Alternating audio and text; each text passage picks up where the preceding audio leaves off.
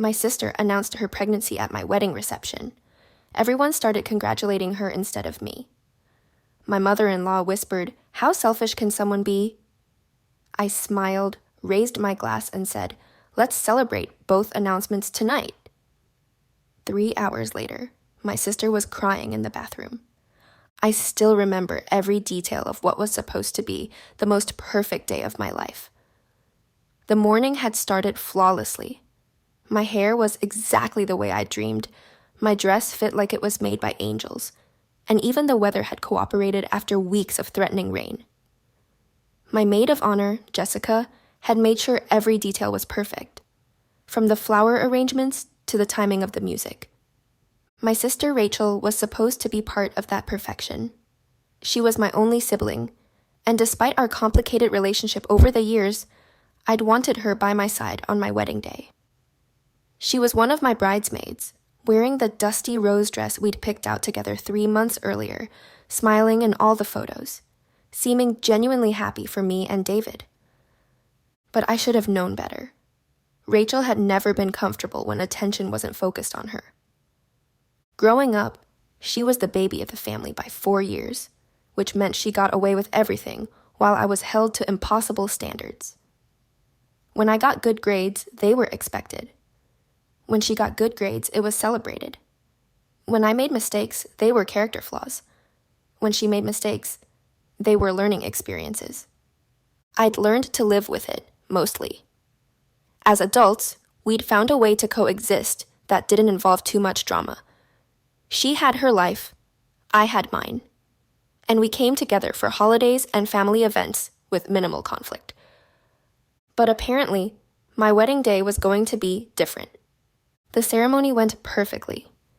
David looked incredible in his navy suit. I managed not to cry and ruin my makeup during the vows. And our officiant delivered exactly the kind of heartfelt but not overly sentimental ceremony we'd wanted. When David kissed me at the end, I felt like the luckiest woman in the world. The reception started beautifully, too. Our venue was a restored historic mansion with garden views. Exactly the kind of elegant, but not stuffy atmosphere we'd hoped for. The cocktail hour was flowing smoothly, our photographer was capturing everything perfectly, and our guests seemed to be having a wonderful time.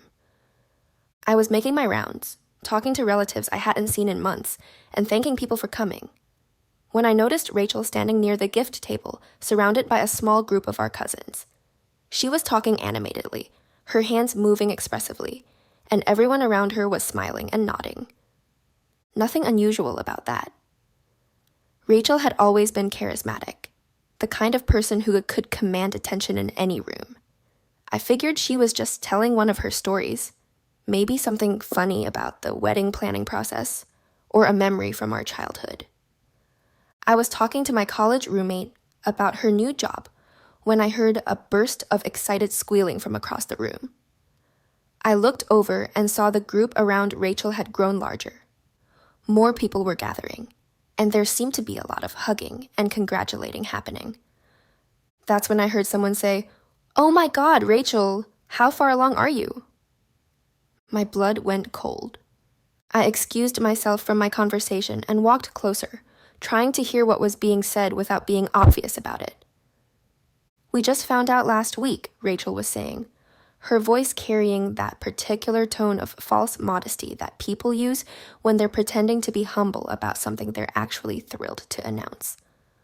"We weren't going to say anything today because we didn't want to take attention away from Sarah's big day, but people kept asking why I wasn't drinking. And, well..." She shrugged and smiled in that way that was supposed to look sheepish, but actually looked triumphant. My cousin Emma hugged her tightly. "This is so exciting, your first baby." "I know, I can't believe it. We've been trying for 6 months, and we were starting to worry, but then this week..." Surprise. More squealing. More hugging. More people gathering around to hear the news. I stood there for a moment, watching my sister bask in the attention of half my wedding guests, and felt something cold and sharp settle in my chest. Not sadness, exactly. Not even anger at first, Just a kind of crystalline clarity about exactly what was happening and exactly what kind of person my sister really was. This wasn't an accidental slip or a moment of poor judgment. This was calculated. Rachel had stood in my bridal suite 3 hours earlier, helping me get ready, listening to me talk about how nervous and excited I was, watching me put on my dress and my grandmother's earrings, and she'd known the whole time that she was planning to steal my thunder. She'd known for a week that she was pregnant, and she'd made a conscious choice to announce it at my wedding reception instead of waiting literally one day to call everyone with the news. I walked back to David, who was talking to his groomsmen near the bar. "Having fun?" he asked, wrapping his arm around my waist. "Rachel's pregnant," I said quietly. "That's great. When did you find out?" "About 30 seconds ago, along with everyone else at our wedding reception." David's expression changed as he processed what I was saying. "Wait, she announced it here? Tonight?" "She's currently holding court by the gift table, accepting congratulations from half our guest list." I could see the anger flash across David's face. What the hell is wrong with her? "I don't know, but I'm about to find out." David grabbed my hand. "Sarah, don't do anything you'll regret. This is our wedding day. Don't let her ruin it." He was right, of course. The mature thing to do would be to ignore it, to let Rachel have her moment, and to focus on celebrating our marriage. There would be time later to address how inappropriate her timing was. But as I watched more and more people gravitate toward my sister, as I heard the excited chatter about baby names and due dates mixing with what should have been conversations about our wedding, I realized that letting it go wasn't actually an option, because this wasn't just about bad timing or poor judgment. This was about a pattern of behavior that had been going on our entire lives. This was about Rachel's inability to let anyone else have anything that belonged to them. This was about her need to be the center of attention, even if it meant sabotaging someone else's special moment. And I was done with it. I walked over to the group surrounding Rachel, wearing my biggest, brightest smile. "Oh my God, Rachel," I said loudly enough for everyone to hear. "I just heard the amazing news. This is so exciting." She looked surprised but pleased. "Sarah, I'm sorry. I didn't mean for it to come out tonight, but you know how these things happen." "Of course. These things just slip out when you're so excited. And what perfect timing, really. I have some news to share, too." The group around us went quiet. Rachel's smile faltered slightly. "You do?" I turned to address the gathered crowd. Since we're all sharing exciting announcements tonight, I should probably tell everyone that David and I have some news of our own. David appeared beside me, looking confused but supportive. I took his hand and squeezed it gently, hoping he'd trust me. "We didn't want to say anything tonight because we wanted today to be about our wedding, but since we're apparently doing announcements..." I paused for dramatic effect. "We're pregnant, too." The reaction was immediate and explosive. Gasps, squeals, congratulations. Everyone rushing to hug both David and me. In the chaos, I caught a glimpse of Rachel's face. She looked like she'd been slapped. "Oh my God, Sarah!" Jessica grabbed my arm. "How long have you known?" "Why didn't you tell me?"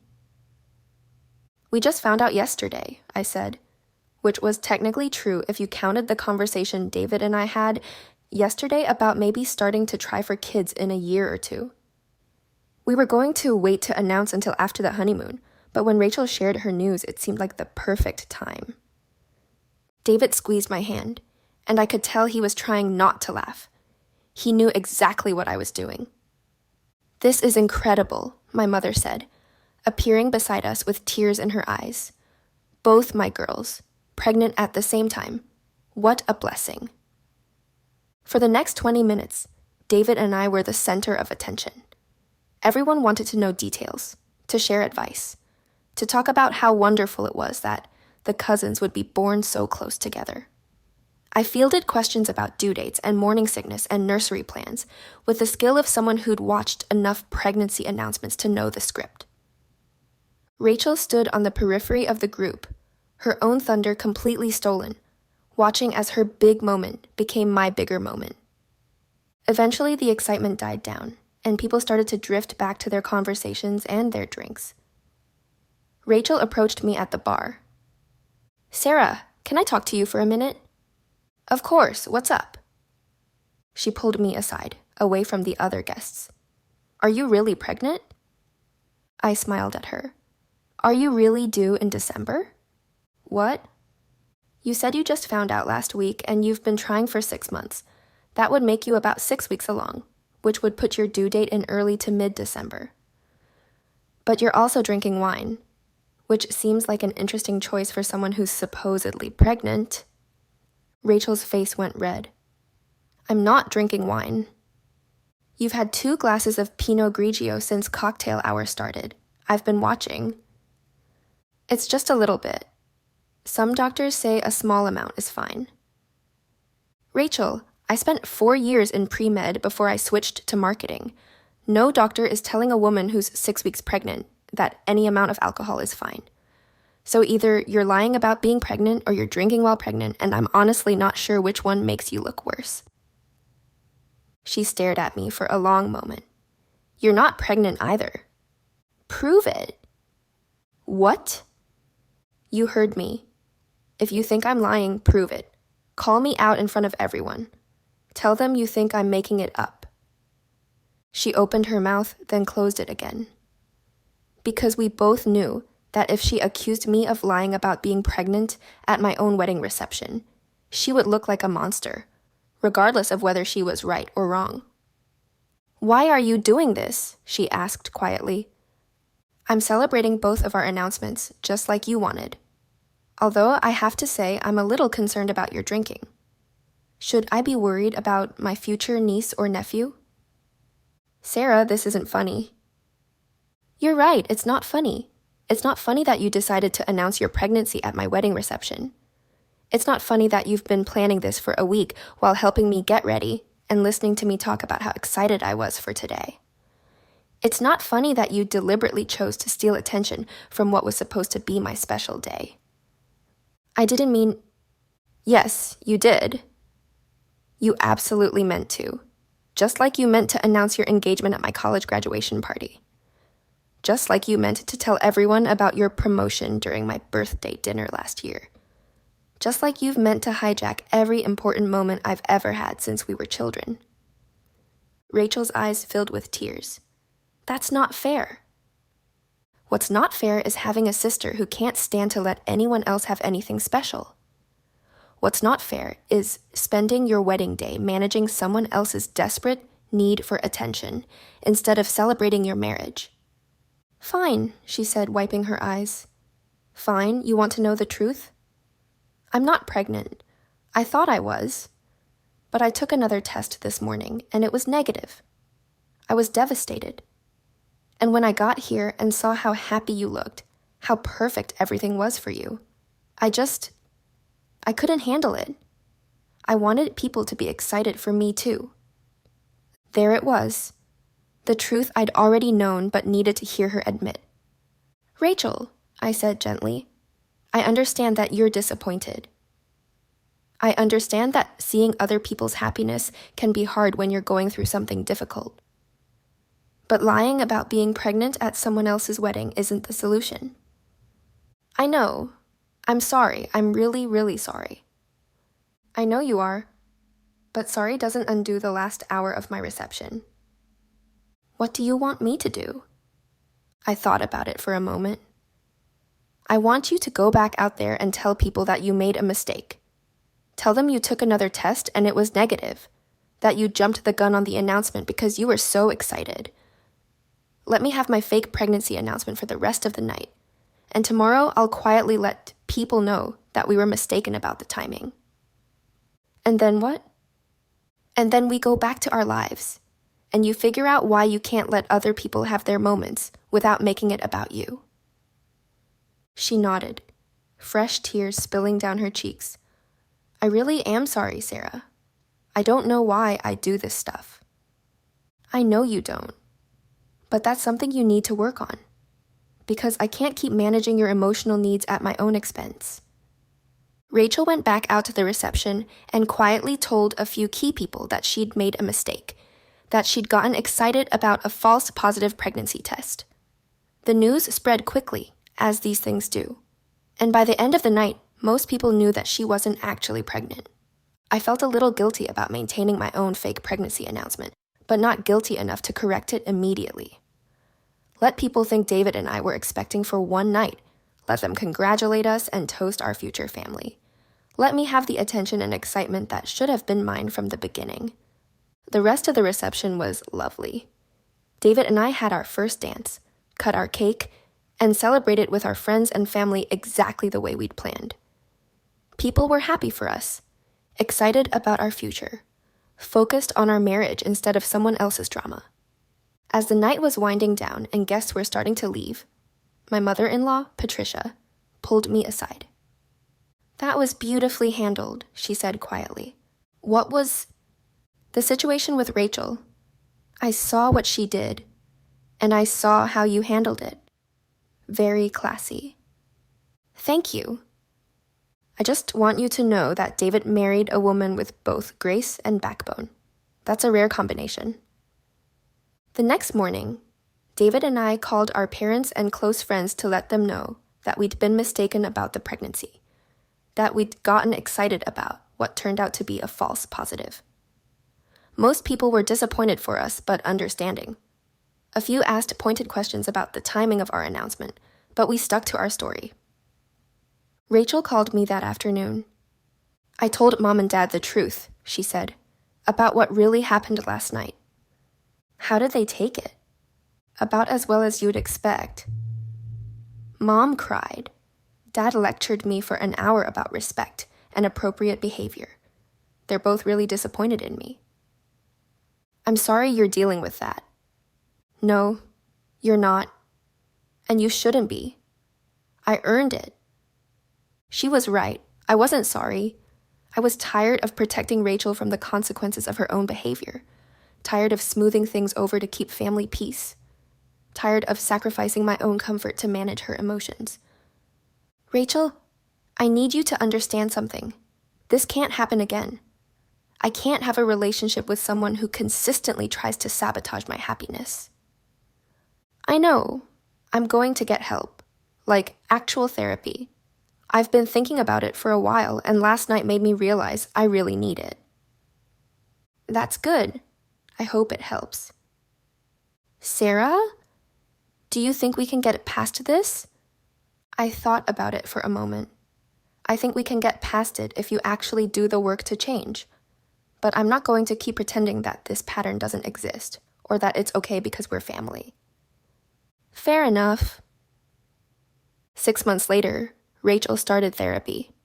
She also started taking medication for anxiety and depression, which apparently had been contributing to her need to be the center of attention as a way of managing her self-worth.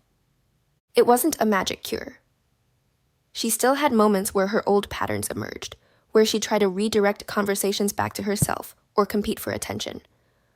But she was aware of it now, and she was working on it, and that made all the difference. A year after my wedding, David and I announced that we were actually pregnant. Rachel was one of the first people to call and congratulate us, and when I told her the news, she didn't try to one-up it or share competing information. She just expressed genuine happiness for us and asked how she could help. That's when I knew the therapy was working. Our daughter was born on a Tuesday in March, healthy and perfect and surrounded by family who were focused entirely on celebrating her arrival. Rachel brought flowers and a thoughtful gift, held the baby when I offered, and took pictures of our new little family without trying to insert herself into every shot. At my baby shower, she gave a speech about how excited she was to be an aunt, how proud she was of me and David, and how lucky our daughter was to have us as parents. She didn't mention herself once, except to express her gratitude for being included in such a special moment. People change sometimes, not always, and not without effort, but sometimes. The wedding incident taught both of us something important. It taught Rachel that her behavior had real consequences, that people wouldn't always enable her need for attention, and that she needed to take responsibility for her own emotional well-being instead of expecting others to manage it for her. And it taught me that I didn't have to accept toxic behavior just because it came from family, that I could set boundaries and enforce them, and that sometimes the kindest thing you can do for someone is refuse to enable their worst impulses. My wedding day didn't go exactly as planned, but in the end, it was perfect anyway. Not because everything went smoothly, but because I learned that I could handle whatever came my way with grace and strength, and that David and I were a team who could face challenges together. And when people ask me for advice about dealing with difficult family members, I tell them this: you can't control other people's behavior, but you can control your response to it. You can choose to enable dysfunction, or you can choose to stand up for yourself and your boundaries. Sometimes being kind means letting people face the consequences of their own choices instead of protecting them from those consequences. Sometimes the most loving thing you can do is refuse to participate in someone's pattern of destructive behavior. And sometimes the best revenge is simply living your life on your own terms, regardless of who tries to interfere with that. Did I handle my sister's pregnancy announcement correctly, or should I have taken a different approach? Let me know in the comments. And if you want more stories like this, hit subscribe and tap the bell.